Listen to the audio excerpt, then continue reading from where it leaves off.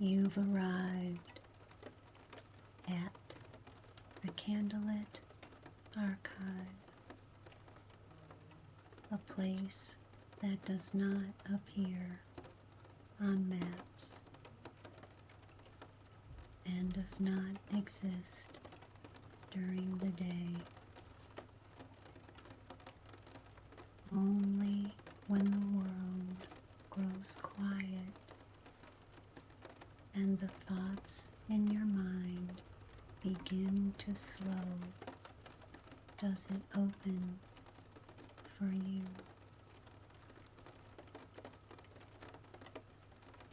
Tonight, you have been granted access to one of its quietest rooms, a story that was never meant to be rushed. So you do not need to stay awake for it. In fact, you are not expected to.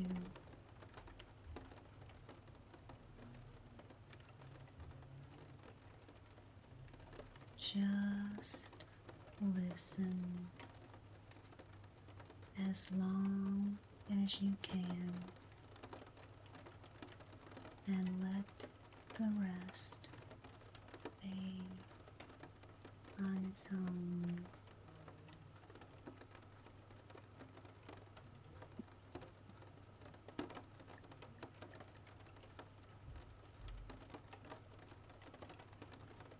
There are some nights that do not ask anything of you. They do not ask. They do not ask you to sleep quickly. They do not ask you to quiet every thought. They do not ask you to become peaceful all at once. They only arrive softly.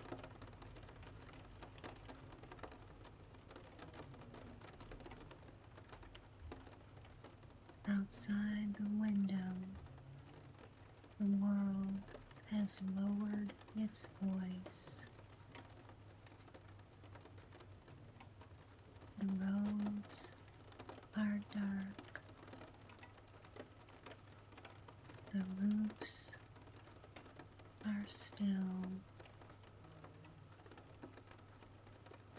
The trees stand together like old friends who have agreed not to speak loudly.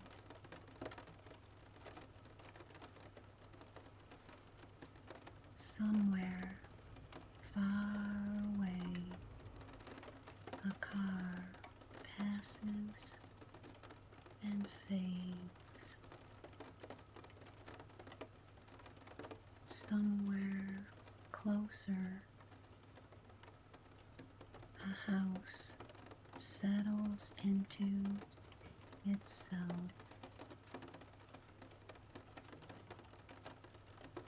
And here, in this little pocket of night, there is nothing to solve.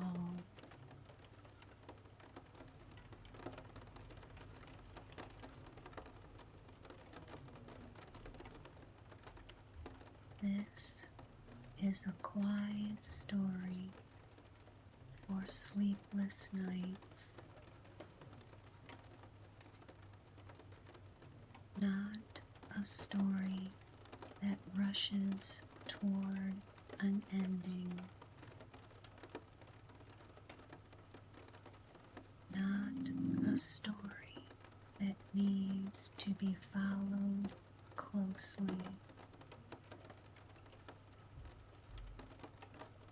Only a soft place for the mind to rest.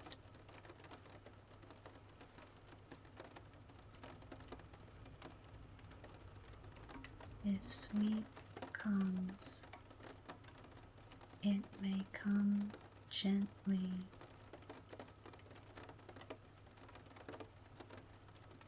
If it does not come right away, that is all right too. The night is patient, and this story has nowhere else to be.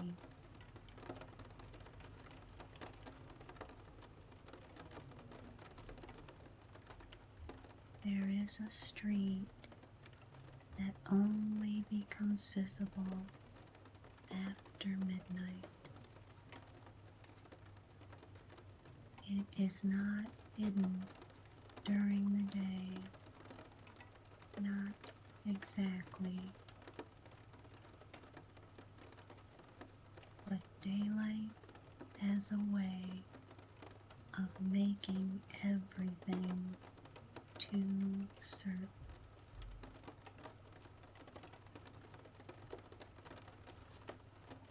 At night, when the lamps glow softly and the windows turn dark, the street remembers how to be quiet.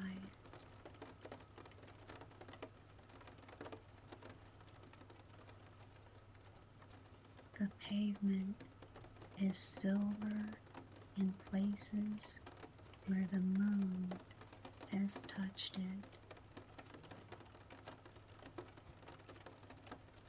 The houses are old, with steep roofs, narrow chimneys, and curtains drawn across warm rooms where everyone has forgotten to be awake.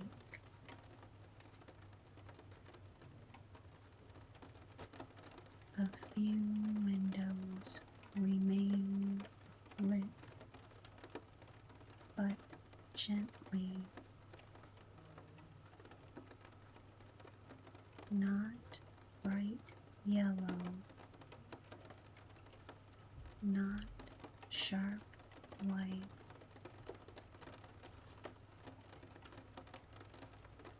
only small pools of amber light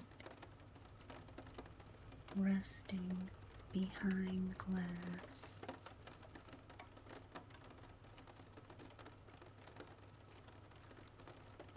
Along the street, there are iron gates covered in climbing ivy. There are stone steps softened by years of weather.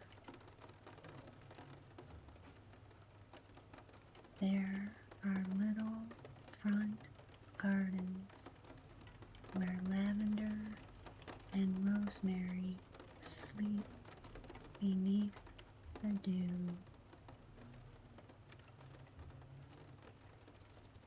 Nothing moves quickly here. Even the wind seems careful.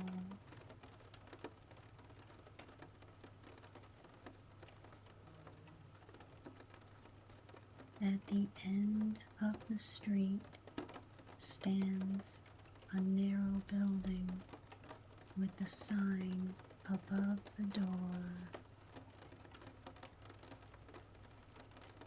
The sign is painted dark blue with faded gold letters.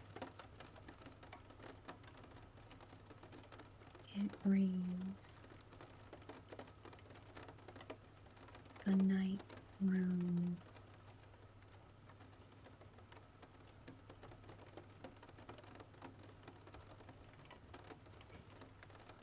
No one knows who first opened it. No one knows if it is a shop or a library or a small inn made only for those who cannot quite sleep. The door is never locked.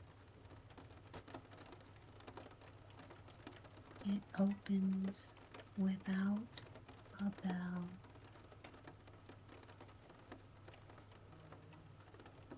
Inside, the air is warm and dim.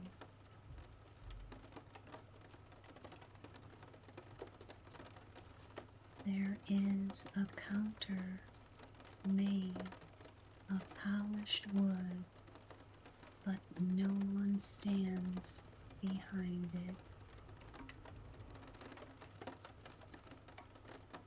There are shelves, but nothing for sale. There are chairs by the windows, a kettle resting on a small stone, and rows of folded blankets in soft colors: gray, cream, brown, and the blue of late evening.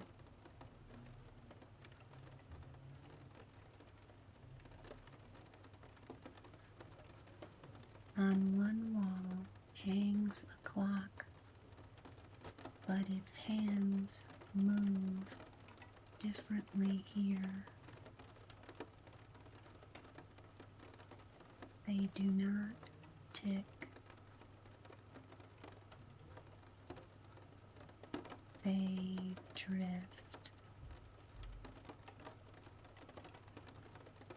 And each time the minute hand shifts, the room seems to breathe in and out.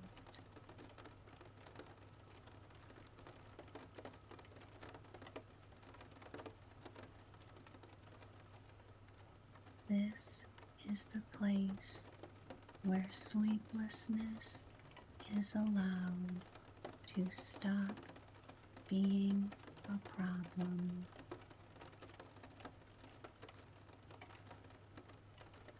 It is simply another way of being awake,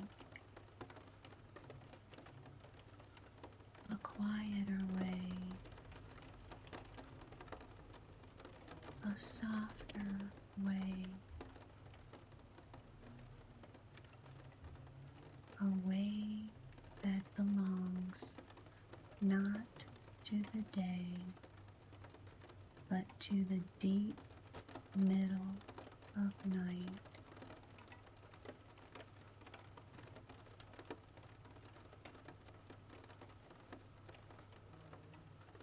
The shelves in the night room do not hold ordinary objects.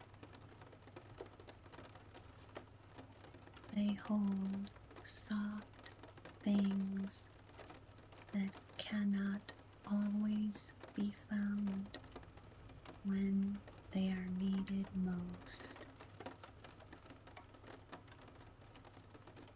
a jar of calm, a folded hour, a spool of moonlight,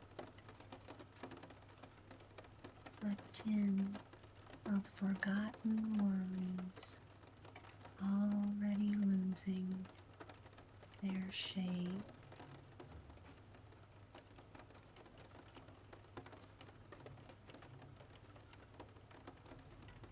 There is a small drawer labeled Thoughts That Can Wait Until Morning.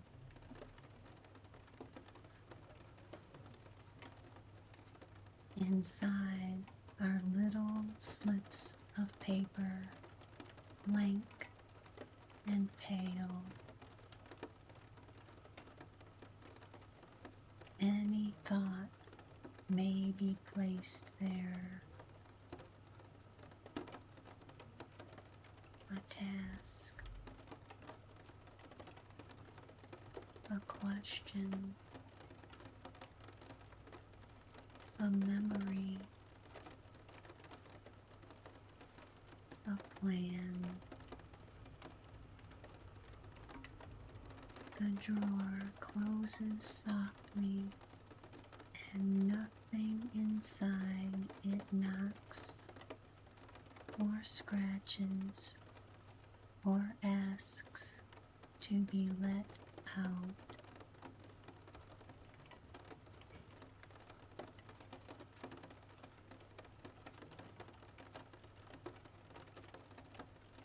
Near the window is a bowl of smooth stones.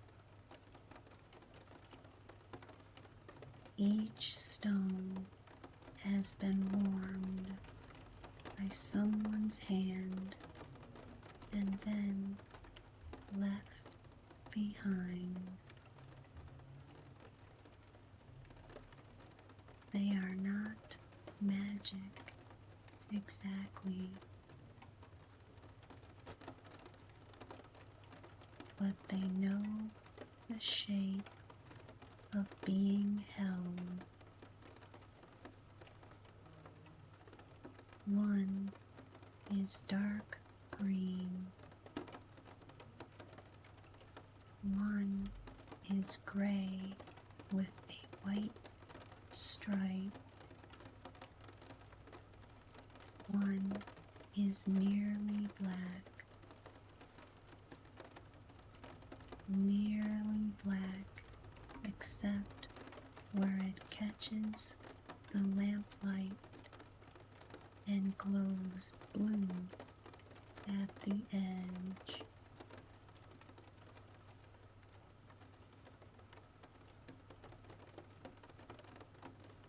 On another shelf nests a stack of folded maps. They are maps of places that can only be visited when the mind stops trying so hard. The map of the quiet field. A map of the room behind rain. The map of the road that loops softly back. The map of no particular destination.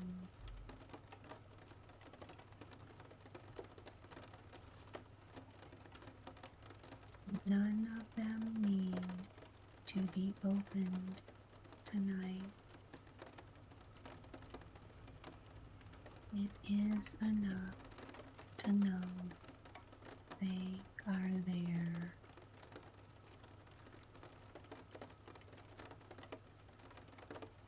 Beside the maps is a glass bottle filled with a dark blue liquid. A tag tied around its neck reads, "For when the night feels too wide." Inside the bottle, tiny silver flecks move slowly like stars underwater. No one drinks from it. It is only watched. And watching it makes the room feel smaller, closer, kinder.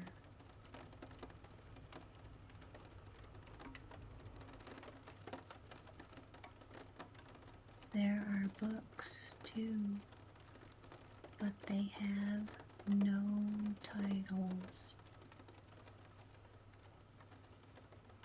Their pages are filled with quiet descriptions of ordinary comfort. A lamp left on in the hall. Rain moving down a window. Clean sheets pulled up to the chin. A cup cooling beside the bed. The faint hum of a house at rest.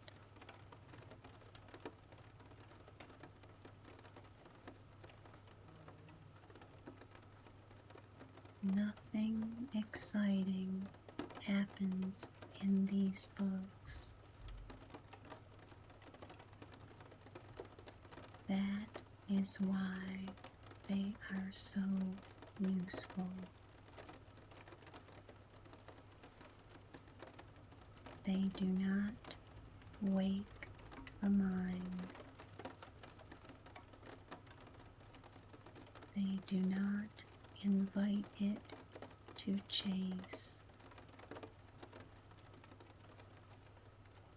They simply offer it somewhere gentle to set itself down.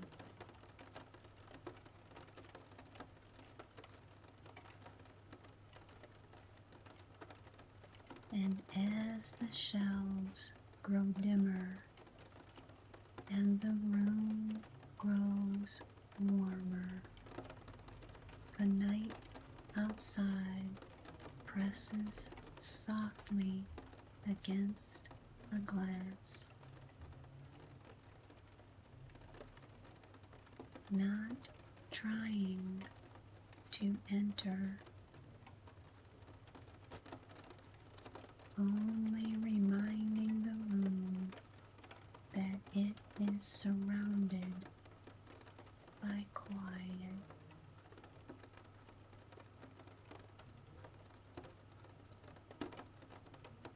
There is a window seat at the far side of the night room. It is wide enough for stillness, deep enough for a blanket.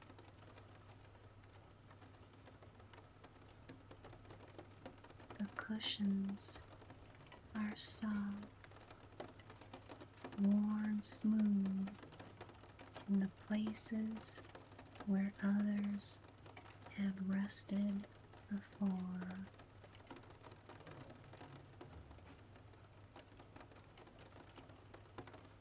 From this window, the midnight street can be seen clearly. The empty road, the sleeping gardens, the line of rooftops against the dark sky.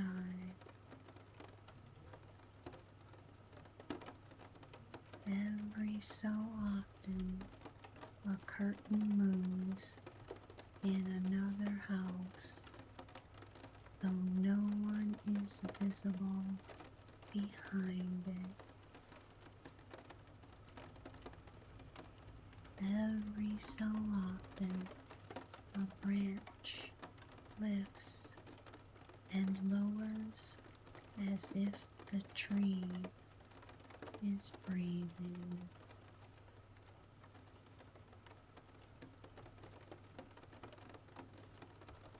Sitting there, thoughts begin to change,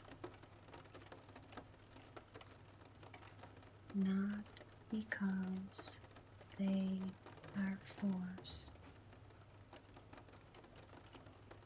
not because they are answered, but because they are no longer alone in a bright room. They are held now by darkness, by lamplight, by the slow patience of the hour.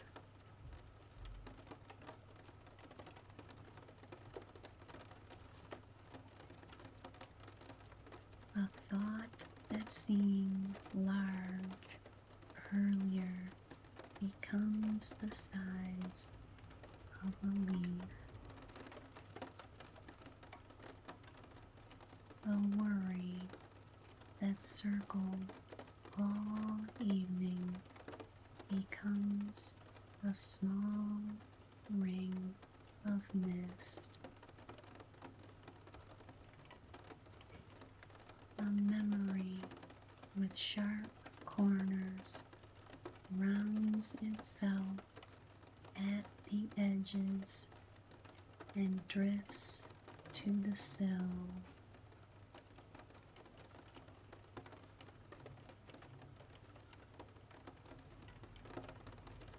Outside, the street lamp flickers once. Not enough to go out, only enough to remind the street that even light may rest. The glow returns softer than before.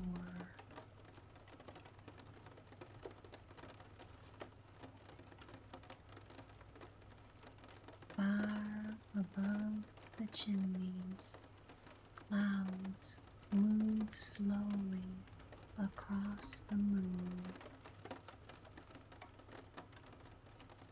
They do not cover it completely. They only veil it. The moon becomes blurred, then clear, then blurred again.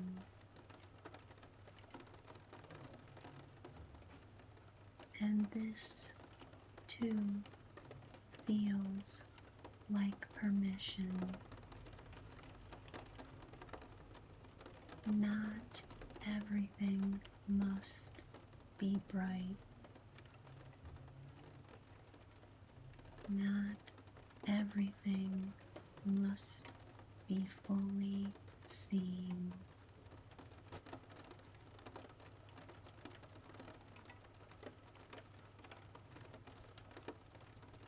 The kettle on the stove begins to whisper. It does not boil loudly. It only breathes steam into the room.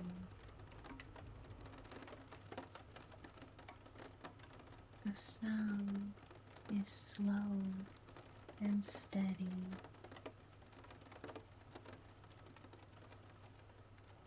A hush within the hush.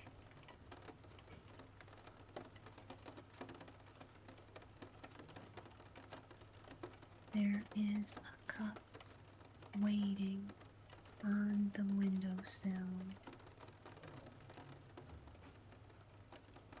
Plain ceramic, warm in both hands. The steam rises and disappears before reaching the glass. Again and again, rising, softening, gone.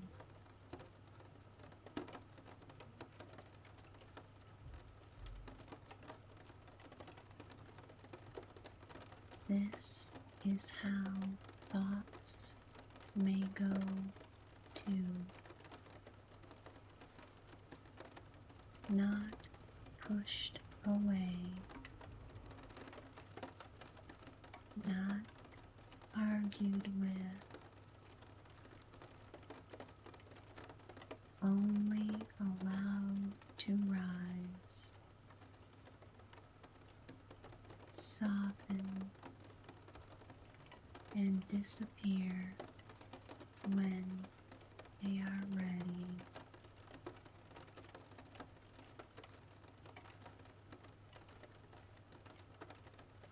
The window seat asks for nothing.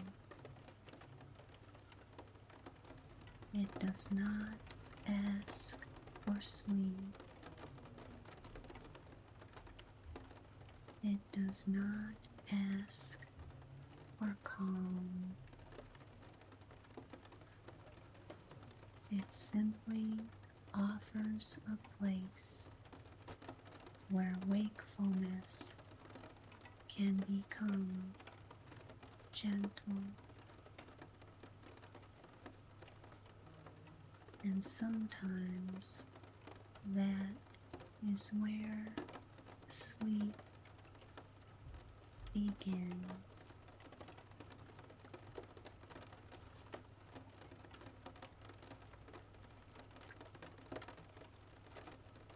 Behind a curtain at the back of the night room is a hallway. It is easy to miss. The curtain is dark velvet and it moves without a draft. Beyond it, the hallway stretches farther than the building should allow.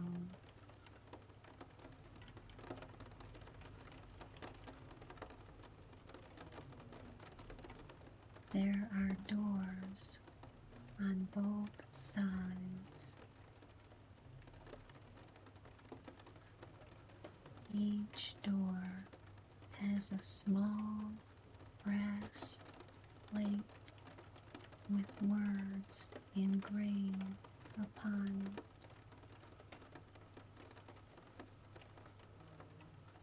The room of lowered shoulders. The room of one more breath.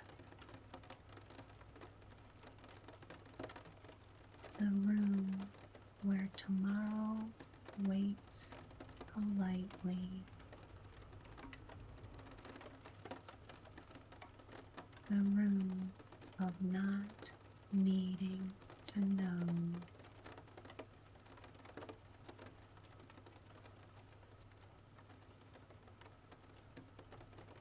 The first door is open. Inside is a room with no furniture at all, only a soft rug and walls the color of candle smoke.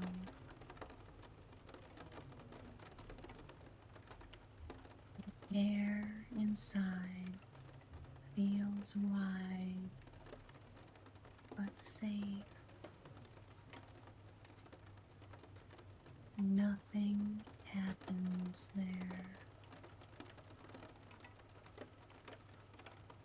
And because nothing happens, the body begins to understand that it may stop preparing.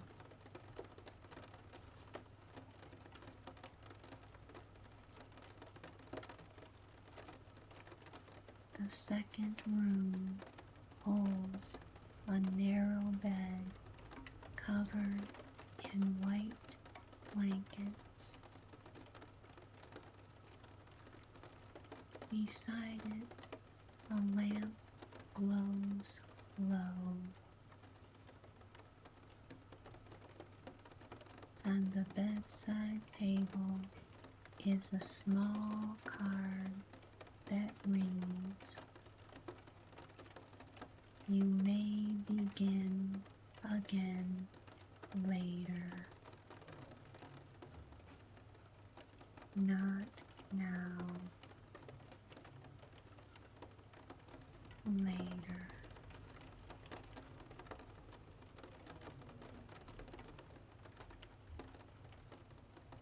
The third room is full of rain. Not real rain, perhaps, but the sound of it. Rain on leaves. Rain on rooftops. Rain in gutters. Rain traveling down glass. There is no storm, no thunder, only water arriving and leaving in the same gentle rhythm.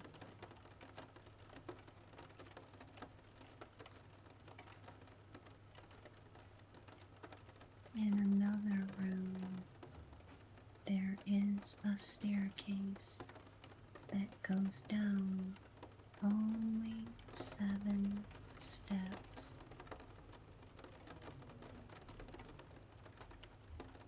At the bottom is a chair beside a dark window.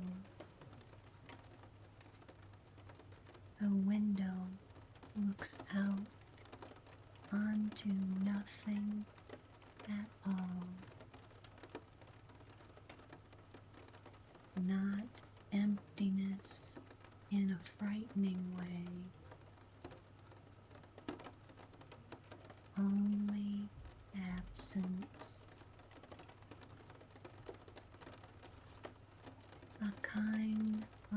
peaceful blankness, a place where the mind has nothing to measure.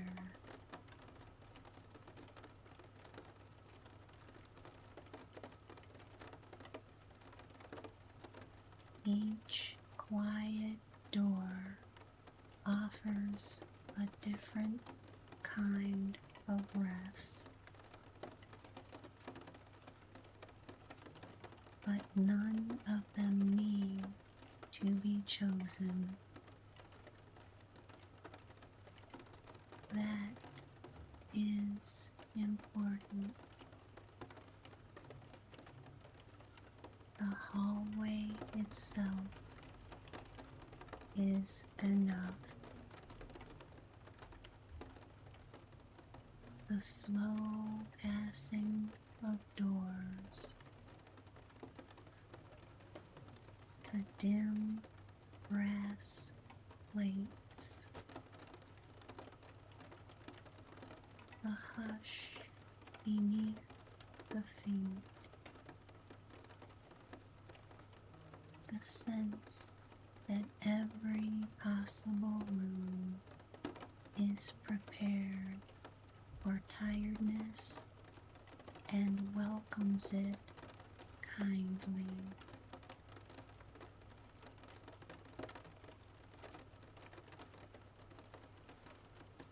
At the very end of the hallway is the smallest door.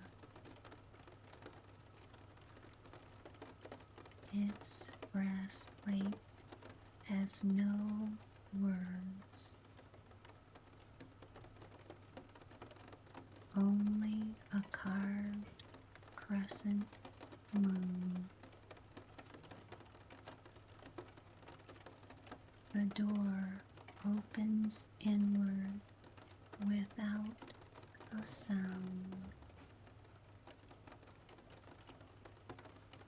Beyond it is a dark little room filled with pillows, blankets, and a single lantern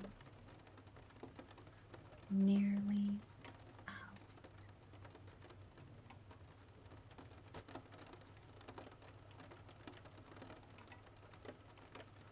This is the room where the story becomes quieter, so quiet it almost forgets to be a story at all.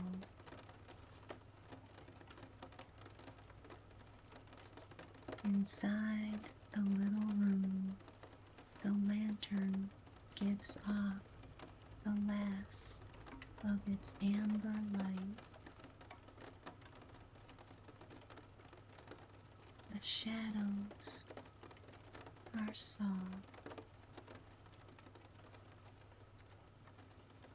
The blankets are warm. The pillows hold the shape of rest.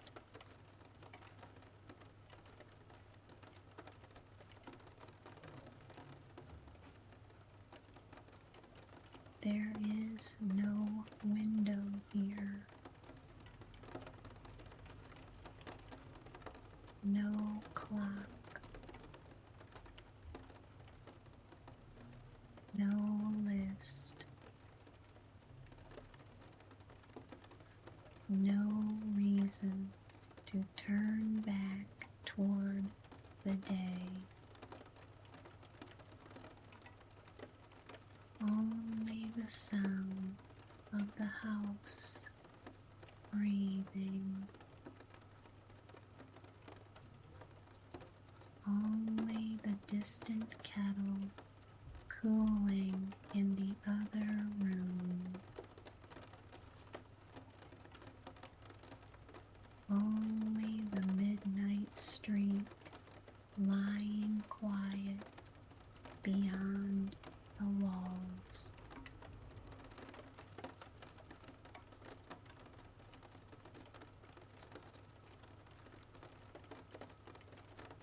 The story grows smaller now. It folds itself carefully, the way a letter is folded before being placed in a drawer. First, the street folds away, then the sign above the door, then the shelves, then the window seat,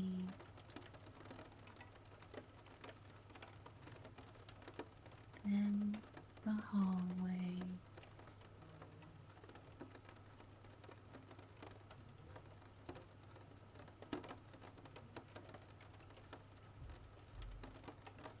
all that remains is the little room,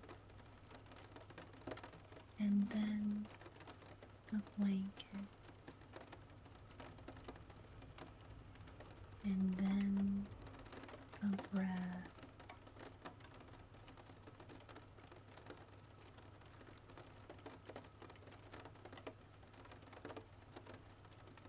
In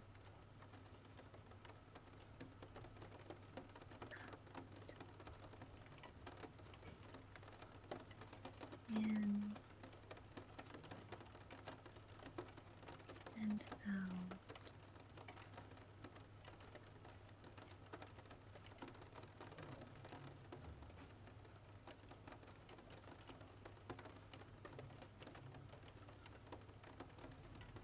Nothing has to happen next.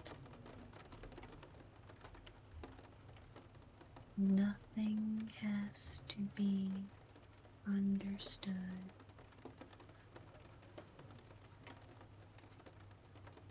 Nothing has to be held in place.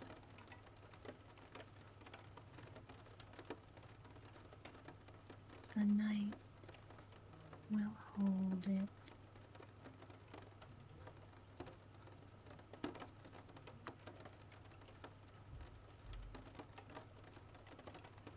And if a thought appears, it may be placed gently in the drawer marked morning. If a worry returns, it may sit outside the door until it grows tired and wanders away. If sleep is near, it may enter quietly.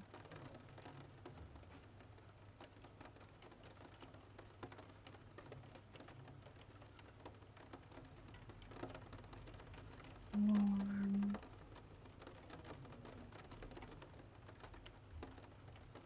dim, patient,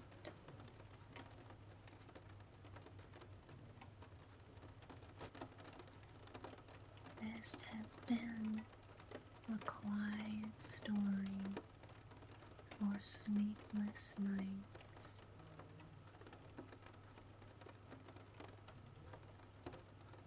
A story with no hurry.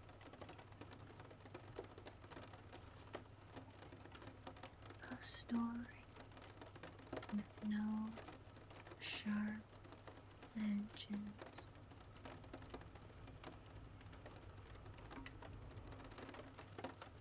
A story that does not mind whether it is remembered.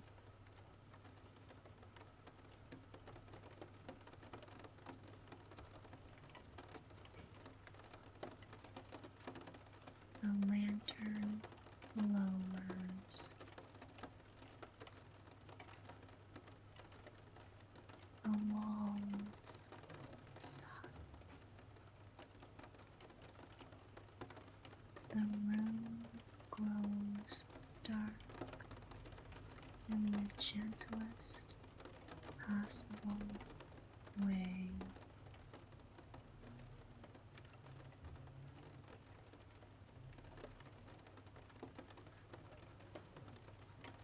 Outside, the street after midnight rests beneath the moon.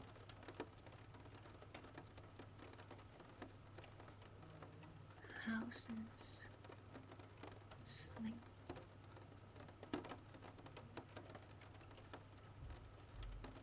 The gardens sleep. The windows hold their darkness like a kindness.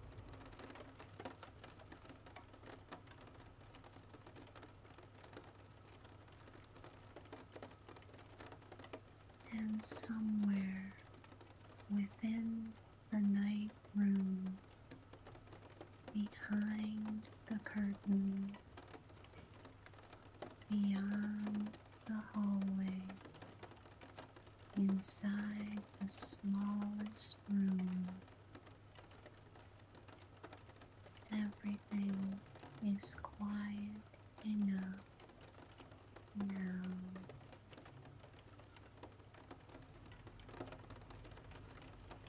Quiet enough to stop reaching.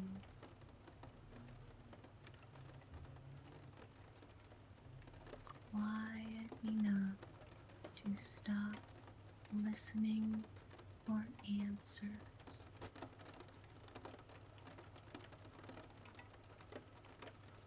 Quiet enough to let the night come closer.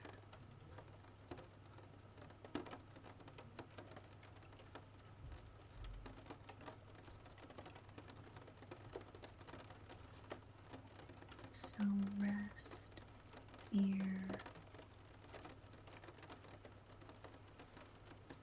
No need to sleep perfectly.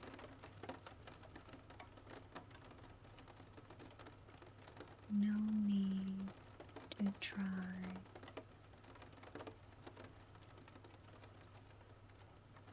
Only rest.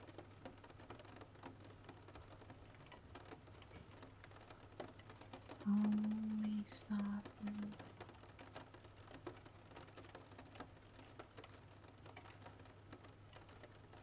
Only drift.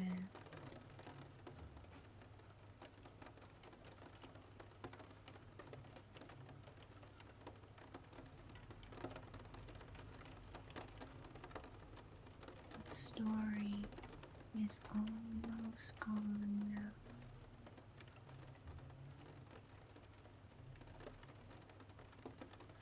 The room is almost dark.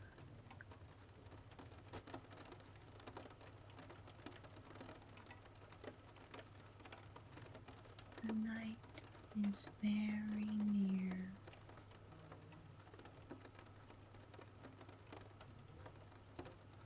And you are allowed to let go.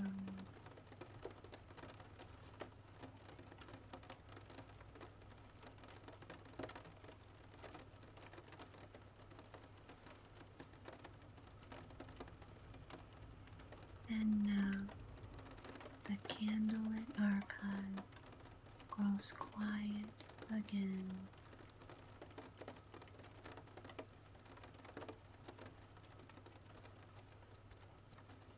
The books return to stillness.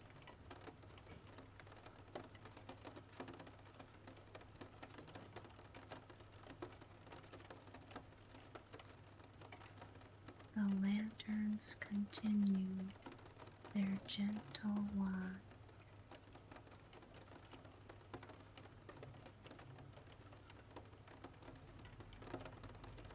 And the story is safely put away until it is needed once more.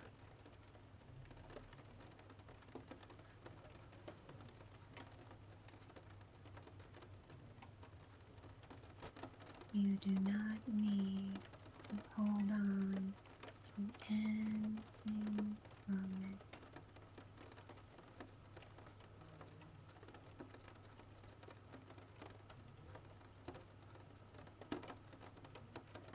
You do not need to finish this moment awake.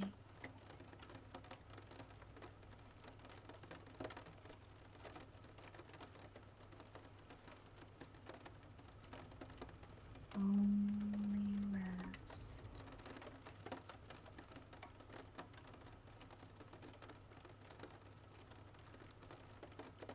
Only slow down.